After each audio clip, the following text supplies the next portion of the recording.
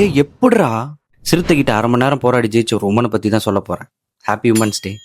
உத்தரகாண்டை சேர்ந்த கமலாதேவி தான் அந்த உமன். இந்த மோசமான சம்பவம் நடக்கும்போது அவங்களுக்கு வயசு 56. நம்மலாம் அந்த வயசில் இருப்போமானே தெரில.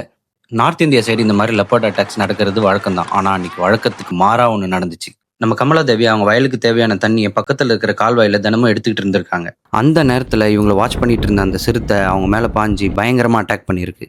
நமக்கெல்லாம் சின்னதாக பள்ளி கரப்பாம்பூச்சி விழுந்தாலே அப்பா அப்படின்ட்டு பதறோம். சிறுத்தை விழுந்துருக்குங்க மேலே. ஆனால் நம்ம கமலாதேவி கொஞ்சம் கூட தைரியத்தை இழந்துடாமல் அவங்க கையில் இருந்த கொடுவா வச்சு மட்டுமே அரை மணி நேரம் அது கூட போராடி அதை கொண்டு ஜெயிச்சிருக்காங்க. அதோட பல்லெல்லாம் கூட உடைச்சிருக்காங்க.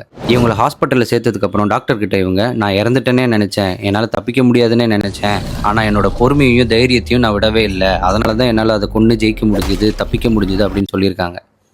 56 வயசில். நம்ம கிரிஞ்சாக பேசுகிறேன்னு நினைக்க வேணாம். ஆனால் சிறுத்தையை அடக்கிறவங்க மட்டும் இல்லை, தன்னோட பர்சனல் லைஃப்பில் அவங்க டெய்லி ஃபேஸ் பண்ணுற ஸ்ட்ரகிள்ஸு, பர்சனல் ஹராஸ்மெண்ட்ஸு, கஷ்டம், இது எல்லாத்தையும் தாங்கிட்டு வேலைக்கு போய் அவங்க ஃபேமிலியை காப்பாற்றிட்டு இருக்காங்கல்ல, அவங்களும் இந்த கமலாதேவிக்கு ஈக்குவலான ஸ்ட்ராங் உமன் தான். Happy women's day. இந்த சப்ஸ்கிரைப் கமெண்ட்ஸ்லாம் பண்ணிட்டு போங்க.